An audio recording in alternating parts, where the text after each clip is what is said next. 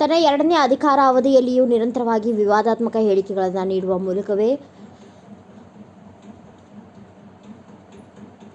ನೆಟ್ಟಿಗರ ಇತರರ ಕೆಂಗಣ್ಣಿಗೆ ಗುರಿಯಾಗುತ್ತಿರುವ ಅಮೆರಿಕ ಅಧ್ಯಕ್ಷ ಡೊನಾಲ್ಡ್ ಟ್ರಂಪ್ ಮತ್ತೆ ವಿವಾದವನ್ನು ಸೃಷ್ಟಿಸಿದ್ದಾರೆ. ಭಾರತದ ಮತದಾರರ ಮೇಲೆ ಪ್ರಭಾವ ಬೀರಲು $21 ಮಿಲಿಯನ್ ಹಣವನ್ನು ತನ್ನ ಸ್ನೇಹಿತ ಪ್ರಧಾನಿ ನರೇಂದ್ರ ಮೋದಿಗೆ ನೀಡಿರುವುದಾಗಿ ಟ್ರಂಪ್ ಶುಕ್ರವಾರವೂ ಹೇಳಿಕೊಂಡಿದ್ದಾರೆ. ಈ ಮೂಲಕ ಸತತ 3ನೇ ದಿನವೂ ಈ ವಿಚಾರವನ್ನು ಟ್ರಂಪ್ ಪ್ರಸ್ತಾಪಿಸಿದಂತಾಗಿದೆ.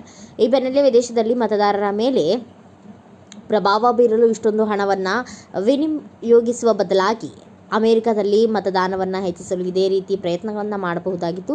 ವಿದೇಶಗಳಲ್ಲಿ ಇಷ್ಟು ಗಣನೀಯ ಮೊತ್ತವನ್ನು ಏಕೆ ಖರ್ಚು ಮಾಡಲಾಗುತ್ತಿದೆ ಎಂದು ಗವರ್ನರ್ಗಳ ಕಾರ್ಯಕಾರಿ ಅಧಿವೇಶನದಲ್ಲಿ ಮಾತನಾಡಿದ ಟ್ರಂಪ್ ಪ್ರಶ್ನಿಸಿದ್ದಾರೆ.